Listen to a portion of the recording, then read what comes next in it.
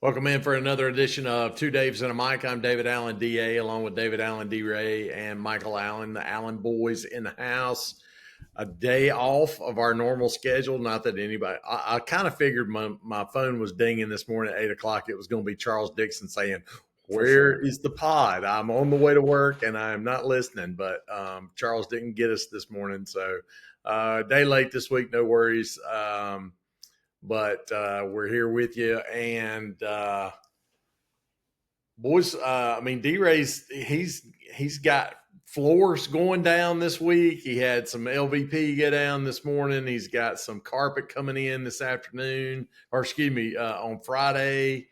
Mike was telling this afternoon. us I was going to say that's news to me. No. Mike was telling us about his struggles last week with the door installation. So, you guys are just, you're homeowners, man. You're living life up there in the triangle.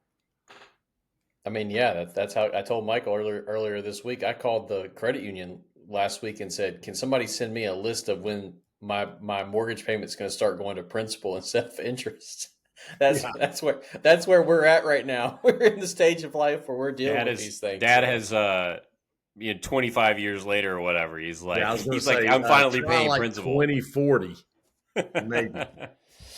Yeah, we'll see. No, what I was going to say before we started, where I was trying to catch Michael on the cold open that I just want to bring up, is Michael was in charge of the Savannah Sweet Tea 6-pack. And as you pointed out, no college football because App State took an L this weekend. And he says to hell with college football. But he's decked out in his Hornets gear. And they're 0-0, so it's now NBA season going forward. I want to say two things. The first one is, App did lose. That does affect my wanting to talk about college football from the App standpoint. I would not like to talk about any other college football basically ever. If I'm talking about it, it's because I'm trying to make small talk to be polite at work or because I'm on this podcast. Really what I want to talk about is Ryan Kalkbrenner. I just want to talk about 6 points in his first 6 minutes as a rookie. He looks so athletic. You got to be careful with that name, Mike. You got to be careful with that name. Dude. We've got Con Knipple, who, by the way, he committed a foul. It had to be looked at for booth review, and the ref didn't even try. He just got up there and said that the foul was on Nipple, and I actually really rocked with that. I loved that flair that he brought. But yeah, boys, I'm in charge tonight. Welcome to my podcast. My name is Michael Allen, alongside David Allen, D.A., and David Ray Allen, D. Ray. We've got the Savannah Sweet Tea 6-pack coming at you. I've got two for each major sport. Major sport, of course, not including college football, as David Ray's already mentioned. We're going to get started, as you can tell, with my garb, with the NBA. NBA tip-off took place last night with two games, the Rockets versus the Thunder, the Warriors versus the Lakers, and then we've got a whole slew of them coming in tonight. Did either of you get to tune in to any of NBA tip-off last night?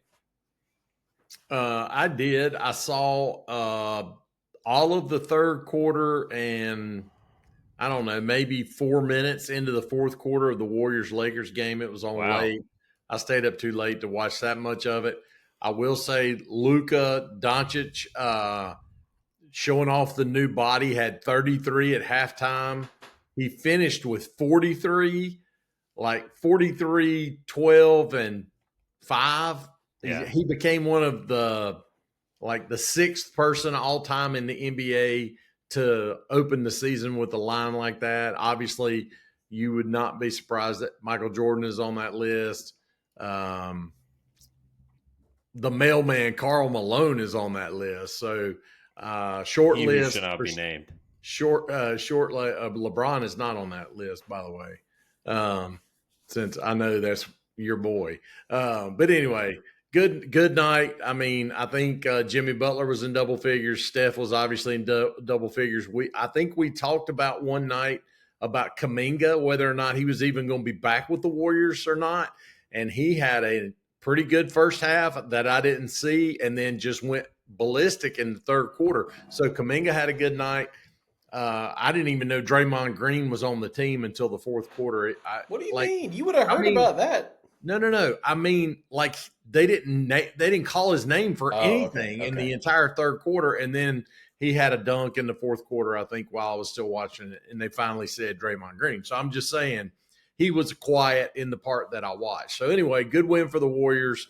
You know, the Lakers are in the same boat they were last year. They got nobody to go with Doncic and LeBron, and of course LeBron's going to miss the first couple of weeks. So, but otherwise, I thought it looked like a season opener. Yeah, I watched Thunder Rockets. So me and Dad reversed roles because I have a normal bedtime, I guess, and I watched Thunder Rockets. It went to double OT. Defending champs Thunder without Jalen Williams still were able to pull out the win. The new look Rockets with KD and no true point guard. Got to see Amen Thompson bring the ball up the court for the Rockets without Fred VanVleet. So they had the tallest lineup in NBA history last night, and I think that's something to look at as the Rockets have a projected 50-win season, according to Vegas. That team is big. Steven Adams, Jabari Smith, Alperen Şengün, KD. But without Fred VanVleet, they don't have a natural point guard. They tried Reed Shepherd last night, who they drafted third overall a couple years ago. So that's something to it'll be interesting to see how they can, their strength is being big, and they can go big with these big lineups. Did I say big enough there? But when it comes to crunch time, is KD at age 37 at 6'11" taking the ball down the court for you, or are they a trade away from being a team that can really win the West? So I thought that was a good game, and I did not watch much of Lakers Warriors, but the West is loaded. So that's the storyline for me early, is all the teams in the West look legit for sure. Yeah, well, I think that the Rockets came out looking like they could win the West no matter what. I think as far as the playoffs count, I know that you mentioned them being a trade away, but I think they could also be good enough to do it. I fell asleep last night, unfortunately. Not unfortunately, I'm a man who prioritizes that rest. So I did not get to partake in the Warriors-Lakers. But my friend Irvin Magic Johnson caught me up this morning with, I went to the Lakers game last night and watched my Lakers get beat by the Warriors 119-109. Thank you, Magic Johnson. This has been a segment called Tweet from Magic Johnson, and I hope to bring it back many times again this season. We haven't touched in the six-pack. I just got 7 minutes of basically you two talking about a game and a half that you watched, and we didn't even get into the six-pack here. So, David Ray, I know that you mentioned watching Rockets Thunder last night. I'm assuming that you saw KD's timeout or no timeout call. Did you see this, Dad? Are you tapped in here? KD basically motioned for timeout when the Rockets did not have any more timeouts. It should have been a technical foul.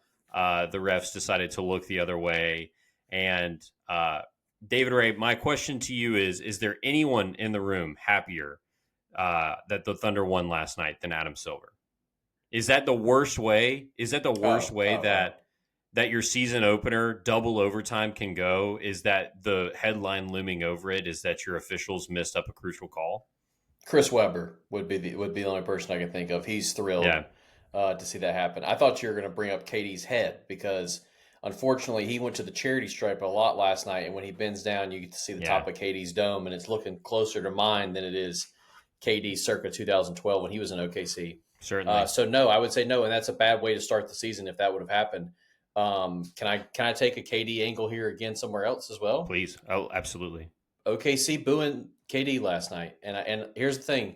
My thought is if there was ever a time to cheer for KD, to say, like, let bygones be bygones, is after you won a title last year, something that KD couldn't do for you. How about a little hearty round of applause for Kevin Durant, who spent 9 seasons with your team? But no. So tough looks there for KD as he returns back to OKC for the season opener. All right. Well, I love this angle that you're taking right here, and I'm going to pivot us into some of our baseball chatter because one of the Savannah Sweet Teas that we'd be picking off the six-pack for this conversation is that Freddie Freeman and his Dodgers are headed back to the World Series. They do much, not necessarily to the credit of Freddie Freeman.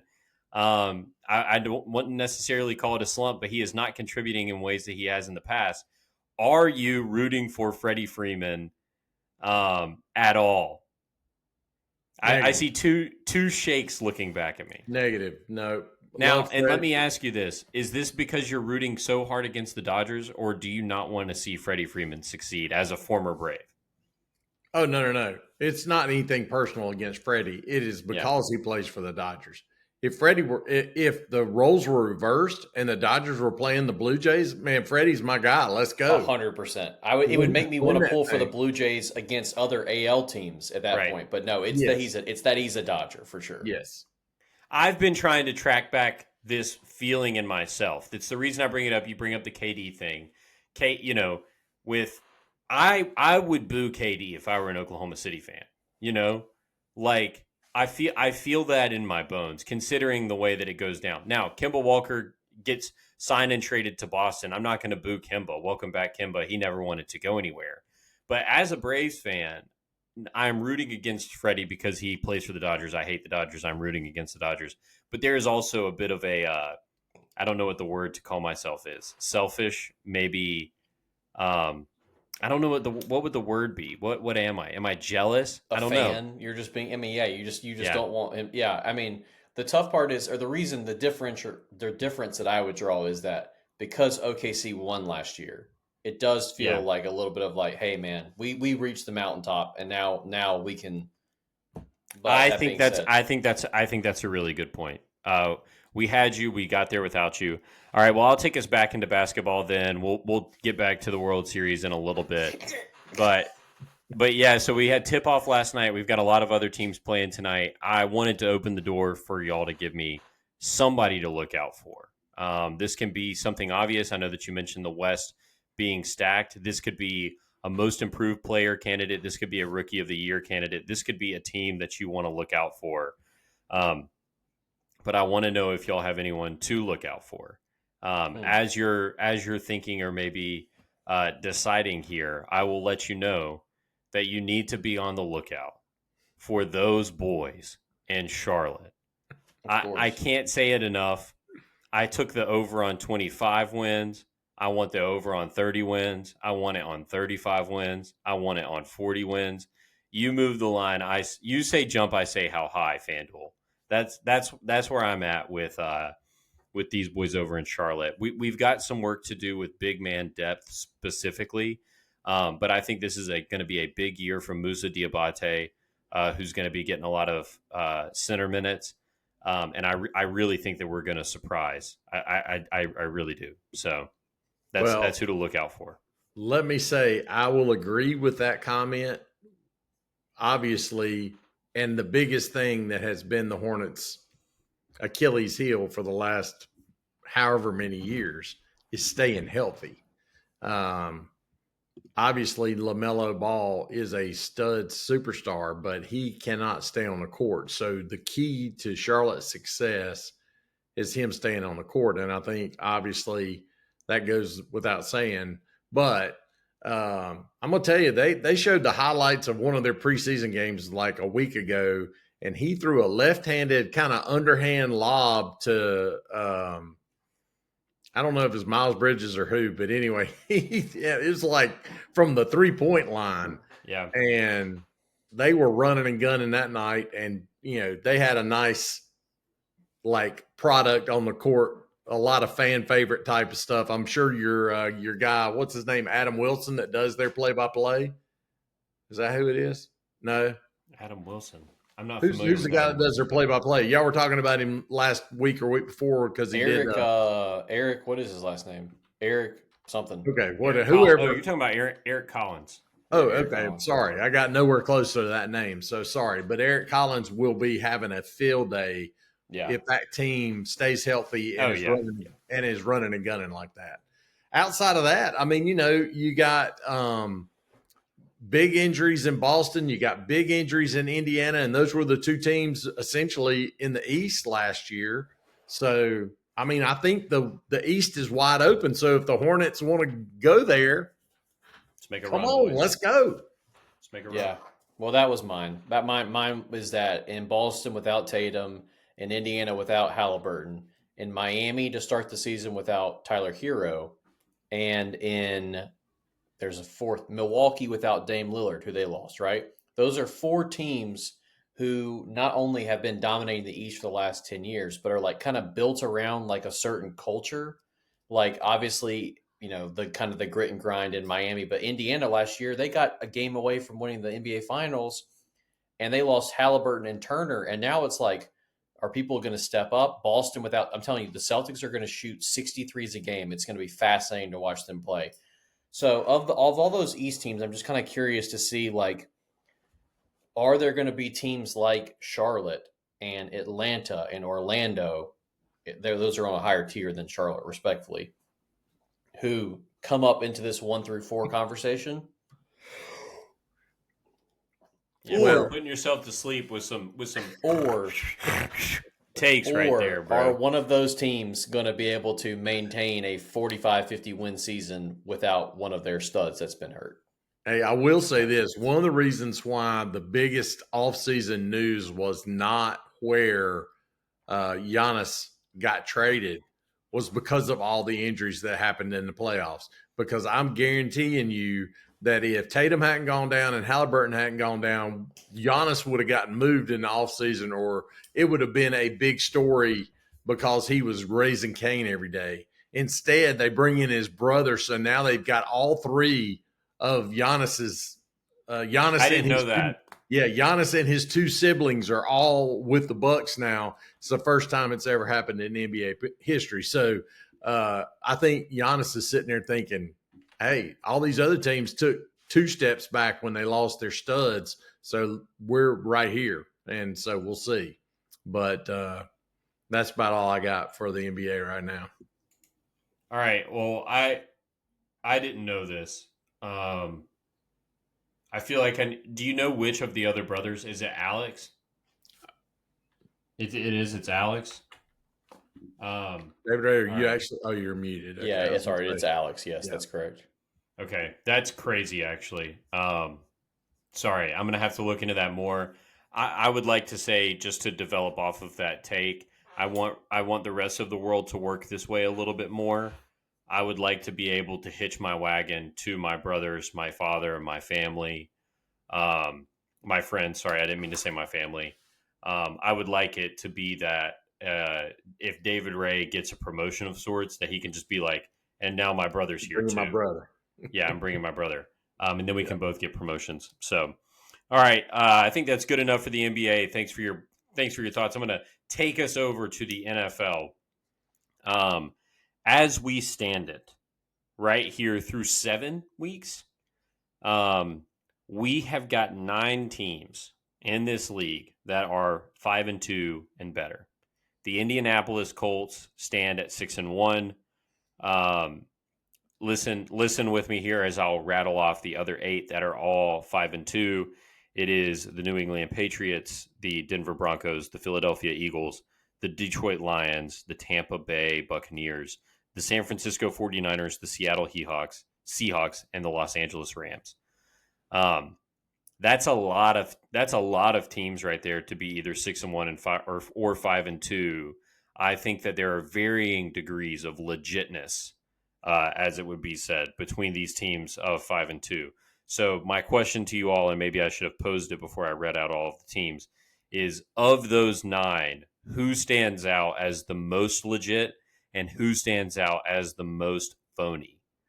Again, I'll quickly read them off. We've got Colts, Pats, Broncos, Eagles, Lions, Bucks, 49ers, Seahawks, and Rams. Well, I'll start with the ones that are probably questionable. Okay. And Give me one questionable. Okay, I'll give you one, and I'll say the New England Patriots, only because I love Drake May. And he is playing out of his mind, and their defense is playing well. So I'm worried about their running game for the long term. When it gets cold in New England, they're going to need to run the ball. So that may mean Drake's running the ball. But I think considering, even though they've beaten Buffalo, I'm still expecting New England to obviously a better year this year than last year, but I still think they're probably a year away from contending with the big boys. All right. Drake made 8-1 in NFL MVP odds, which I know it's week 7, but he's 4th among all quarterbacks. Wow. So yeah, none of the teams I would say immediately strike me as like obviously phony. The Colts are what some people might be baited into saying, but they are currently offensive yards per play on par with the 2007 Patriots and the 2013 Broncos. Like they're putting up greatest show on turf numbers offensively. And they thumped the Chargers Sunday. Yeah, yeah. And I like all 3 teams in the NFC West. I like the Niners. I like what the Seahawks defense can do. And I think the Rams, Matt Stafford, 17 touchdowns, 2 interceptions, and they look great. So, Michael, you're not going to like my answer, which is Philly. They're showing Super Bowl hangover. I know that they finally got Hurts going last week, and he threw. It's a bad time for me to pick them being phony after Hurts finally being able to develop a passing game. But it's just something ain't right to me. It still feels like something ain't right. I'm not 100% sure what it is.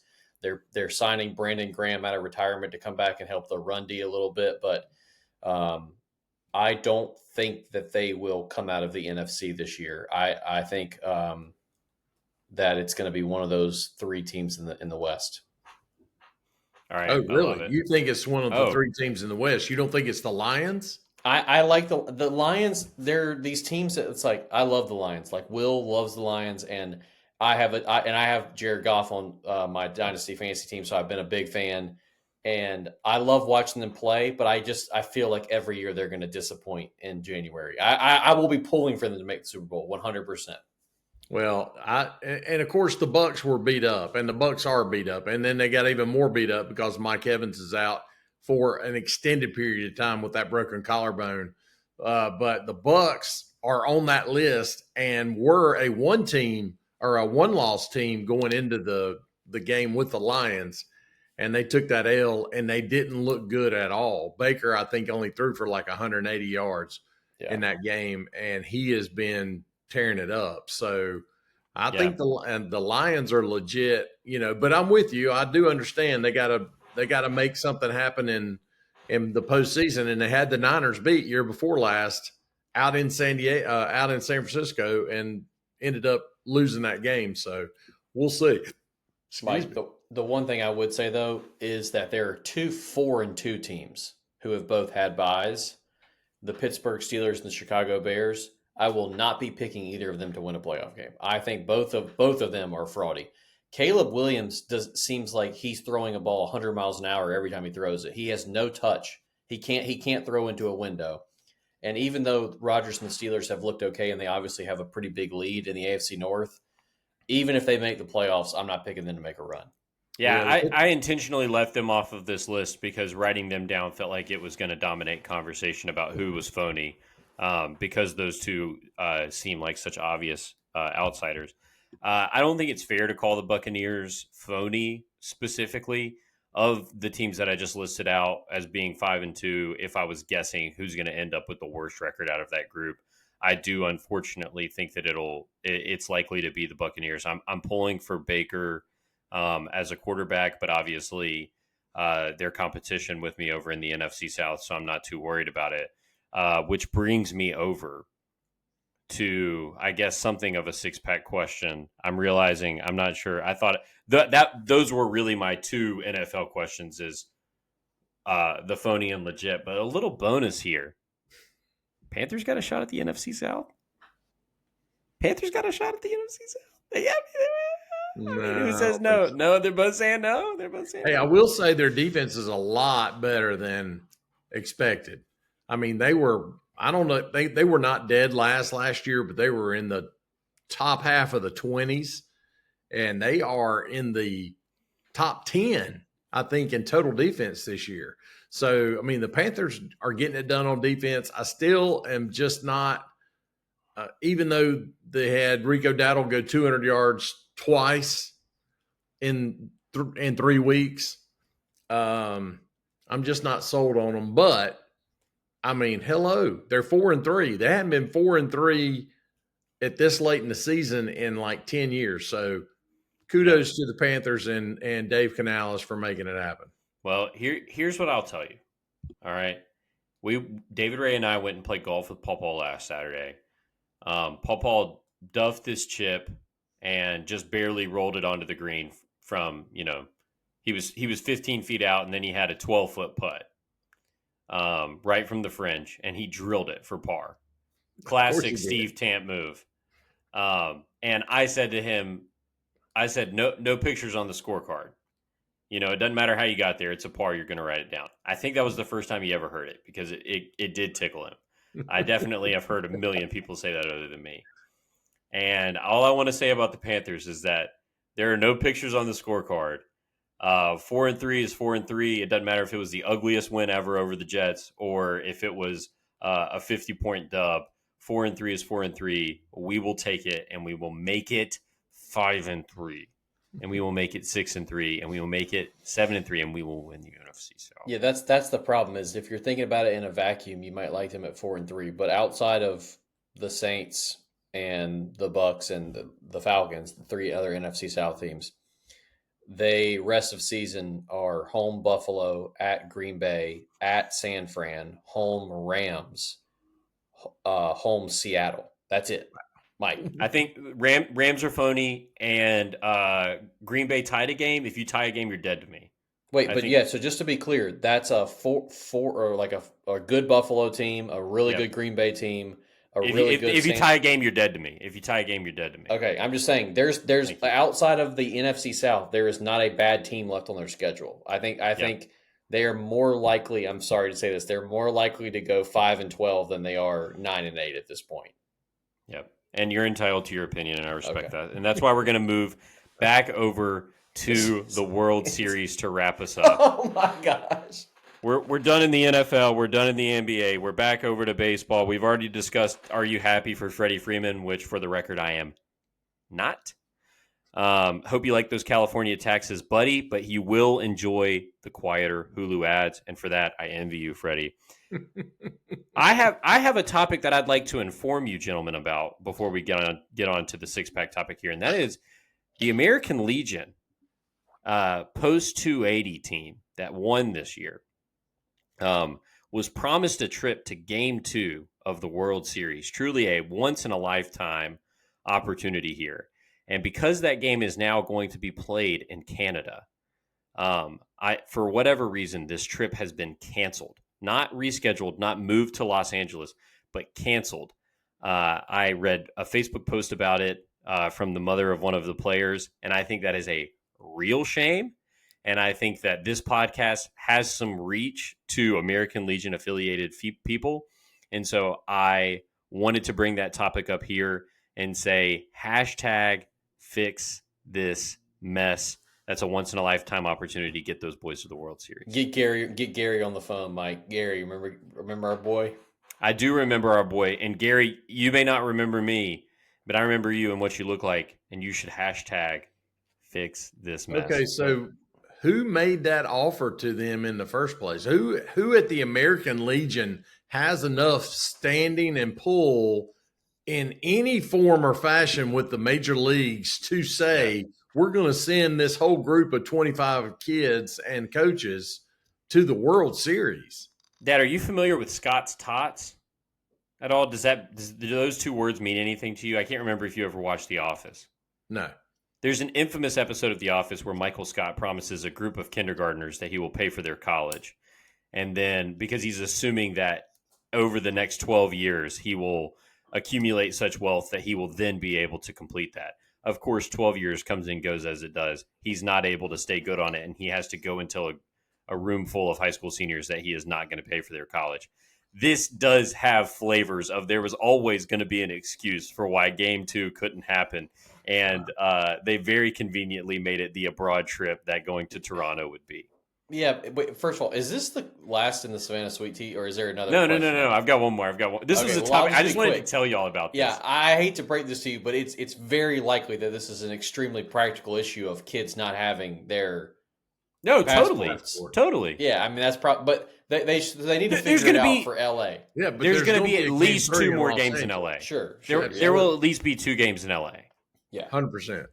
So they should hashtag fix this mess. That's all I'm saying. So We'll get it moving. We've discussed this matchup just a little bit between the Dodgers and the Blue Jays. Just give me a preview, fellas. What are you looking for? Who are you taking? I know where your rooting interest is, but what are you thinking? Go ahead, DA. First of all, let me say that the reason we have talked about this series already is because my man DA said that's who's going to be in the World Series, baby. So, right. I mean, good grief. The pitching that the Dodgers displayed in the National League Championship Series is unbelievable. The fact that Shohei did what he did in Game 4, which was strike out 10 and hit 3 home runs. I mean, holy cow. Like, I think they said there's like Crazy. 6 players that have ever done that in the championship series. There's like 10 pitchers that had ever struck out 10 in the World Championship Series or in the National League Championship Series, and he did them both. So ridiculous. He is a unicorn in baseball, the best kind, and unfortunately, he plays for the Los Angeles Dodgers. That's right. I'd love for the Blue Jays to win this one. Just don't know they're going to be able to make it happen. Yeah, Shohei. The thing about Shohei that I wonder is, I think I'm not making this up. I think I heard somebody suggest this. If you gave every starting pitcher in Major League Baseball the chance to train for the offseason, and then in March when baseball starts back, they go play Shelby High in baseball or whoever, a good, let's just say a good high school baseball team, could any Major League Baseball pitcher against a high school team strike out 10 and hit 3 home runs in a game? Like, that's how hard that is to do, just to it really is a battle of good pitching, elite pitching versus elite offense. The Blue Jays are going to get Bo Bichette back, which is going to be a big boost for the top of the lineup. But want to highlight Ernie Clement, who is a Gold Glove finalist at third base and utility, which is news to me that you could be a Gold Glove finalist for utility, who was a 270 hitter this season, who has more hits in the playoffs this year than the Brewers did in the entire National League Championship Series combined. And that's what happens. Jorge Soler, Eddie Rosario, these guys, these random players, have these David Freese on the Cardinals, right? These guys just have these moments. And so I'm excited to see who it's going to end up being this year. And I'm hoping as well that it'll be Ernie Clement and not Mookie Betts, because I've seen that before. So we'll be rooting. I mean, George Springer. Holy cow. George Springer. I mean, he doesn't have a moment. He's had a career. We might need to rename him Mr. October. I mean, goodness gracious. My man eats in October, and honestly, he won the ball game for him the other night. So you got to love that, and you got to see, if that kind of stuff can come happen. I'm going to tell you, Vladimir Guerrero Jr. is as bad a man as there is. And y'all don't remember his dad. His dad was bad too. Of course we remember his dad. Okay, all right. The best bad ball hitter of all time. You could bounce one up there and he'd hit it off. Yeah. So we're not that old. We're not that young. Okay, you got to give us Vlad. Come on. All right, gotcha. All right, gentlemen, thank you for coming. Thank you for being here. Thank you for partaking in the Savannah Sweet Tea 6-pack. Use code 2DAVES to order yourself a sweet tea or 2. I think this takes us over to our buy and our sell. Hope you both came prepared. David Ray, what do you have for us? I got a surprising one tonight. You're going to hear it. You're going to think it's going to be a sell, but it's actually a buy. As Dad alluded to earlier, I did have my floors done today. And I had 8 men enter my home at about 8:45 this morning. And before I could even say hello and thank you, they were already ripping carpet up. And I'm going to go ahead and buy a language barrier tonight. Wow. Just everything in life is convenient these days. And just having 8 dudes who don't speak my language walk into my crib and start tearing up, and me not having a clue what they were saying was refreshing. It was terrifying and refreshing to see, a man not even know who I am and walk in and just immediately start tearing things up. I loved it. I loved hearing the chatter and not having a clue what was going on, and then having to wait and see if it was good or bad because there was no way to know. So it was fun. I'm buying the language barrier tonight. I love that buy. Can I use this as an opportunity to tell a story really quick? Sure. Wait, we got to stop. How can we stop you? All right. So 2 weeks ago, roughly, maybe 3 weeks ago now, there's a dead tree in my front yard that I was planning to take down myself. Correct. Dad brought me like 3 weeks ago. He brought me a chainsaw up when he was visiting, and I took it out the next day, and I stood under the tree. And the longer I stood under the tree, the taller it got. It was I was not worried at all that it was going to fall on my house. I at first was like, it'll land in my yard, and then I was like, it'll land a little bit in the road, and then I was like, it will land all the way across the road and potentially will hit my neighbor's mailbox. And I was just like kind of spiraling on it. I got an urge of confidence and then decided to just do it. And so I realized I needed gloves. I ran down to my basement to get gloves. There was a cat toy on one of the stairs, so I fell down all the stairs. And after falling down the stairs, I was like, okay, Lord, I hear you. I will not attempt to bring this tree down today. I will listen. And so as I'm standing out there, kind of like still looking at it, my neighbor walks across the street on behalf of his father, who there's a bit of a language barrier with. And the son tells me that his dad will help me with the tree later if I could, wait. And being prideful, I was like, oh no, I think I'm gonna do it. I think I'm gonna do it, but I appreciate it. Thanks, And then the more I thought about it, I was like, dang, I'd really like for him to, come over and help with this. So a couple weeks passed. I had decided that I was going to give it another go, maybe on Saturday. And Thursday morning, Kate wakes up, opens our front door, and yells, "Michael, the tree is down." And I run to the front door, and my across the street neighbor, and he owns a landscaping company. And so he had some gentlemen who work with him out in the front yard. They had chainsawed the tree down. They had logged it up, and they were putting it in a trailer whenever I walked outside to thank them. So David Ray, I will second your buy here on the language barrier. And I will say that kindness, it communicates as clearly as anything. And now I have a friend living across the street, and it's the freaking best, man. I made him a pecan pie. I used Aunt Martha's recipe. Sent home a piece with David Ray to give to Grayson McKee. Grayson McKee said that he ate one piece and took the second to the fair where it got a blue ribbon. That's what he said. He said it was blue ribbon material. I got your mom laughing on the couch in there. Now that I know that he not only took the tree down but logged it and took it away. Yes, dog, legend. You owed him like 100 nugget tray from Chick-fil-A or something, bro. You owe him more than a pecan pie, I think, right? Well, I completely do too. But you had that done, if you had a contract, how much do you think that would cost? $1,000 easy. Yeah, isn't that crazy? Yeah, dude? You might need to buy him a pizza or something. I mean, he wasn't expecting the pie. He said whenever I brought the pie over, he just kept saying no, and then I was like, nah, bro, take the pie, and then I walked off. So he's just a good dude, bro. That's what, and you know what? I love it. So hey, listen, my takeaway from that story is they chainsawed a tree and had it cut up, and you ain't heard nothing. That's crazy, bro. Yeah. Well, that is open the front door for you to know to go out there. That is part of it, but I will also say there's a busy road that backs up to us, and we hear things a lot. So I don't think that it's that I didn't hear it. It's that I think I heard it and just assumed that it was not someone in my front yard I get that. with their chainsaw. So, all right, Dad, what are you buying? What are you selling? So I'm picking this one up from your mom. She drives over town a whole lot more than I do these days. And the Kia Telluride is taking a beating because all of the roads in Shelby have been torn slap up.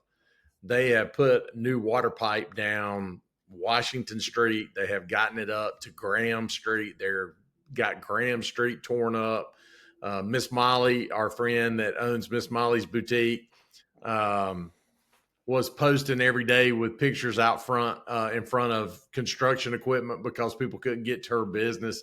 It's just been a hot mess. So while I am buying progress and obviously replacing things that need to be replaced after, 75 years or however long it's been since those were put in the ground to start with, I'm selling the part of hey, let's finish one street and get it repaved before we start on the next street and have, basically half of Shelby beating up people's cars. So that's kind of a buy and a sell all in there in one. Love it. But love the progress. No complaints about updating the infrastructure. We definitely need that. But let's have it tight so that we're getting those bumpy roads paved quickly after the fact. So.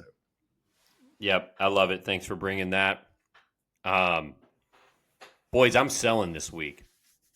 And I'm selling what has happened to the Chick-fil-A parking lot. Mm-hmm. I meet a friend of mine. Shout out friend of the pod, Tristan. He's definitely not listening, but that's all right. I meet a friend of mine every Wednesday morning at a Chick-fil-A. There's nowhere to park your car in the parking lot.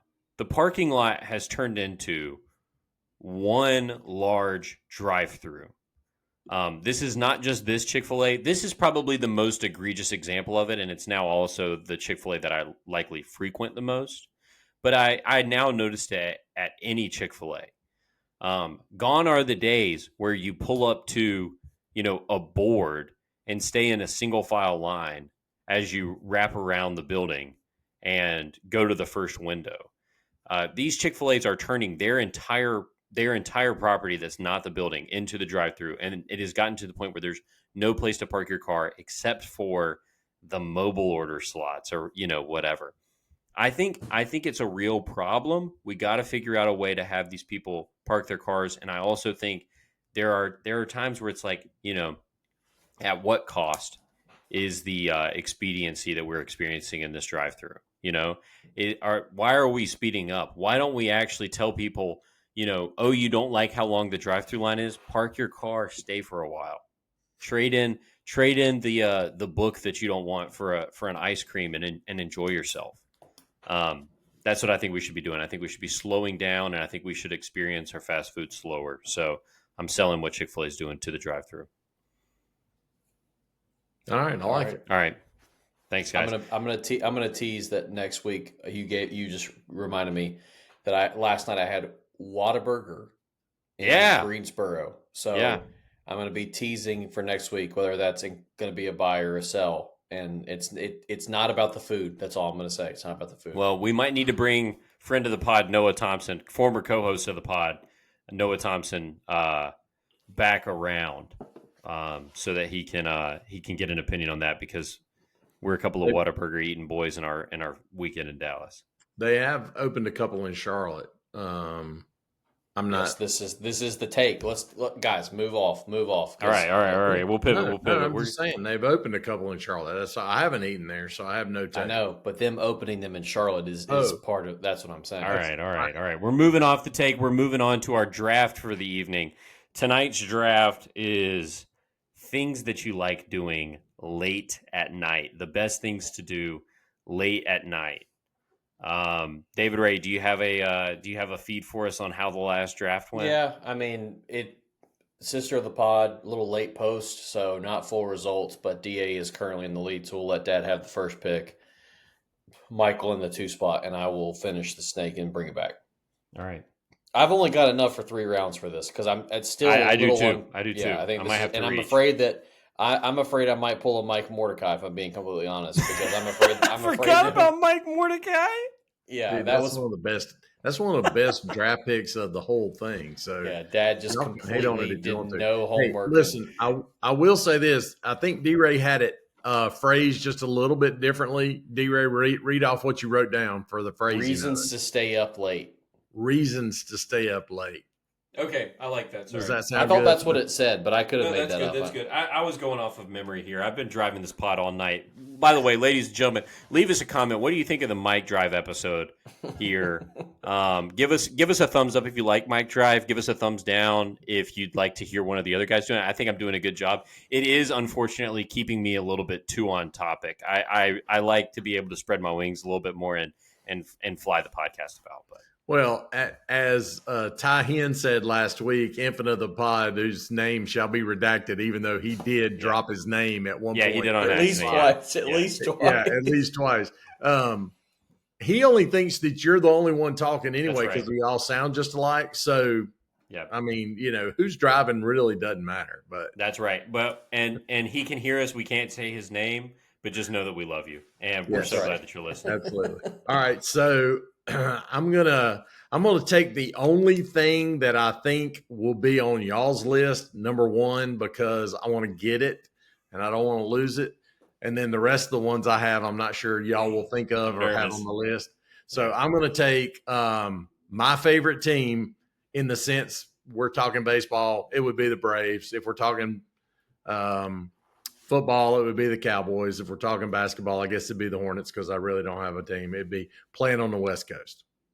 And Oh, Ooh. wow. and Okay. and Saturday night it was my Tar Heels, and I did stay up and watch the Carolina game, and I was devastated when they fumbled the ball at the 1 inch line. Yeah, So Dad. The first thing that I wrote down is essentially the same thing. So we'll have to decide if anyway. Mike, it's Michael's pick. Well, So let I me. I also have something incredibly similar. So now I'm Okay, feeling like I should take it, but I don't want to. it's fine. What do you do? Whatever you Um, want. no, do you just want to get a ruling on to see if No, yours will no. work too? Your pick. Your pick. All Your right, pick. then I'm gonna go ahead and pivot, and I'm gonna say video games. Yeah, video games with the Um, boys. when you've got a good team rolling on something and do the little look left, look right, boys, I think I might stay on pretty late tonight. That is a yeah, good feeling. I've even been known to premeditate that a little bit, and we'll call ISO, tell Kate, clear out, give me the ball on the right side, move to the other way, and get out late. So Okay, so I'll ask for my ruling. Can I just get extra innings? Can I get an overtime game? ooh, That's what I sure. like. I think Can I that sounds just different than get? Dad. Yeah. Because you Okay. just had that 15 inning game in the National League, no, American League Championship, American League Division Yeah. Series Yeah. that you went to sleep on. So Yes, I tried my best. Like that. That's what I'm going to go with. extra And inning then game. I agree. yeah, in the two spot, give me a cookout run. Give me the cookout run. Dang, man. I love it. And I got my top two picks there. So there you go. Nice. Dang. All right, well, so it's back to me. Back to you, Mike. Mike, great pick Dude. on video games because it didn't come to me at first, but then I thought, there was a year I was in college where we said we wouldn't go to sleep until we won a Fortnite game, and bro, we did go to sleep before we won a Fortnite game. Ty Hen of the pod, this is something we infamously call the night. Yeah, We did it about 4 years in a row where one of us would travel to the other, and then we would stay up all night playing something. And man, what a time. We did go to sleep that night. We went to bed at like 6 or 7 a.m. without having won. So, yeah. all right. Well, I'm going to keep us on the theme here. I'm not going to end up taking my similar one, but I'm going to go with poker. If you've ever had a good poker table running, maybe at a bachelor party or something of the likes, cards at night It's is a good a 1-2 good punch, time. Mike. It's a good Yeah. 1-2 punch. Yeah, Thank you. those are really good, and I have a story that goes with the poker. One of the first MFL. Oh, we need to update everybody on our fantasy league. I'm happy to update people. Well, and I'm not, but that's fine. One of our first MFL get-togethers back in the early days was at David Prather's house, and we were in the pool, and we were out of the pool, and we played poker. All I know is we were playing a game called Suicide, and Chris Horvath wrote me 2 checks before I left that night. So that's when you know it's good. Somebody's writing you a check at the poker table. So shout out to Chris Horvath of the pod. All right, so this one is in honor of your sister. I'm taking this one. You stay up late for the Taylor Swift album to drop. I had like Wow. album. Do you want T Swift specific, Dad? I mean, it Yeah. could be anybody, but Okay. yeah, I mean, definitely the one that most recently was T Swift, so I'll go with that. All right. All right, and then you got one more. Oh, and then I got one more. All right, let's see. This one's going to be kind of sappy, but I mean it is, and it's like staying up late to see your kid when your kids are coming home from somewhere, and that could be because they living in the house with you, and they stayed out later than normal. Not a curfew type thing, because I don't think any of y'all ever really had a curfew, but or if it's like y'all are, you leave your house late after work and you're not getting into Shelby until late, staying up late for you guys to get home. That's sweet. Wow, what a sweet pick. That is sweet, right. and I think it's back to me. And boy, are we about to just absolutely 12-6 turn the sweet around. But this is sweet in its own way. This is the wood tip wine. I mean, at the poker table, baby. I don't think there's anything better than staying up late with your boys on a porch somewhere with a Black and Mild. You want me to write down wine. Black and Mild? I want you to write down wood tip wine, baby. Yeah, I mean it's a stay up late. It's a stay up late event. It is a stay up late event. I'll give you that. If you have a wood tip wine and the sun is up, let's talk. What's going on? Are we good? Oh my goodness, love it. All right, last pick for me. I'm just gonna go with a movie on you catch one.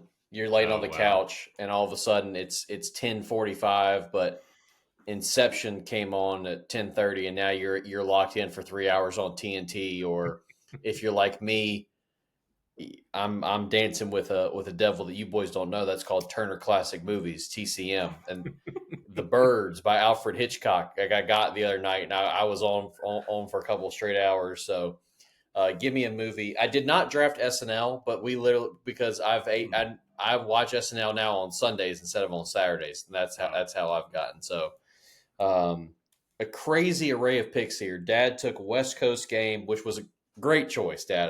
Great pick. Wisdom right there. T Swift album drop. Kids are coming home. Michael drafted video games, poker, and a Black and Mild. And I took an overtime game, a cookout run, and a movie on the TV. So I don't know if that's what Tyler had in mind, but I think that was a pretty good draft. I think it is. I had a bunch of OLI here, so let me run these off. I had packing for a trip. Mom said, you're going somewhere the next day and you realize at 11 o'clock you haven't packed anything, so you stay up late, but that's okay because you're going on a trip. That's right, dude. Yeah. Christmas Eve, it's always a great night to stay up late. Ring in the New Year, obviously that's a cliche one, but Katie said ring in your birthday as well. Hey, how about Black Friday sale that starts at midnight on Thursday night, Thanksgiving? That's a big one. Yeah, that's it. That was my. Well, let me ask you a question, Dad. Is the night before a vacation better than the last day of vacation? Oh yeah, yes, 100%. Yeah. All right. Had to ask. No thought there. Honestly, the night before a vacation might be better than any day of the vacation. It's possible. It's possible. The energy. It's like the same. Yeah. It's the energy of like a Friday afternoon when you're getting off work is like as good as the weekend gets because you just got all that energy. Yeah. I took Western Conference Finals / NBA Finals. I feel like I often end up staying up late in those games. I decided to not take it. It seemed too similar to the vibes that we already had there. But, man, I love that. I love whenever those games are happening and they seem like they all matter and you got to stay up and watch it. And then I've just got like a miscellaneous mischief line item right here. This has happened a handful of times, like not in my adult life really, but like in college, like there were several times where like I remember at one point we went in, we replaced someone's coffee with dirt as a joke, like late at night. And it was like the funniest thing to ever happen. And then we woke up the next morning and it was like, that wasn't even that funny. But like at night, something like that just has that giggly energy about it. So just getting into a little mischief. Yeah, your mom used to always call that punchy. Punchy. Yeah, and when I was working at the bakery, I would get punchy because I'd been awake since 3:30 a.m. Working. I would often get punchy at like dinner time, and that was an awesome time of life because I would get those late night giggles at like 6 p.m. So he's punchy with punchy. A black and mild in his lip, and he's feeling good. Man, what a time! Dave, any OLI? Hey. I had SNL and then just like, concert, like coming home late from a concert. Specifically me and Carlos Collazo, Los of the Pod, went to the ACC championship. UNC lost to Clemson in football. and Will went to an Elton John with a Billy Joel concert, and the three of us rode home from Charlotte to Chapel Hill at 2 a.m, and good times ensued. We always joke about that trip. You gotta love Hey, it. I'll tell a quick story about Michael with the Black and Mild. So we're in New Orleans when D-Ray was on his summer down at Tulane, and he was teaching at Isidore Newman and had the middle school kids. And we went to New Orleans to visit. We got a lot of good stories that came out of the New Orleans trip. That's true. And we still you tell almost to hit this that pole. But we went downtown in the French Quarter and went to a cigar factory, and the ladies were in there hand rolling the cigars. So we bought 3 cigars. We were going to smoke a cigar, the 3 of us. So we're in the parking lot of the hotel because you can't smoke in the hotel. So we're in the parking lot in the back of the Suburban, we're smoking these cigars. And Michael got, I guess you'd call it high, sick, whatever you want to call it. But his whole world was spinning. And we went to like Target. Mom wanted some Cokes at Target. Yep. And so we went to Target and we're walking in Target, and Michael was walking like he was swaying over this way and then he would sway back over that way. He couldn't walk a straight line. I sat down on the escalator as we rode the escalator up. I sat down on it. And then when we got back to the hotel room, you were like, the whole room is spinning. So it was like a cash cab. I was like seeing lights on the ceiling. It was terrible. So I'm telling you, I don't know what you know about cigars from New Orleans and the French Quarter, but if you want, I'll tell you what. If you want a buzz, go down there and get you one. If you know, don't inhale them into your chest, then you know more than me. You know more than 15-year-old Mike, who was just inhaling, knocking it all back, not enjoying himself. So that's good stuff. Well, hey, this has been. Sorry, go ahead, Dad. No, you got it. Go for it. No, it's the Mike Drive. This has been the Mike Drive episode of 2 Daves and a Mike. Thank you all for joining us. This has been D.A., D-Ray, and M.A., and we'll see you next time. Peace!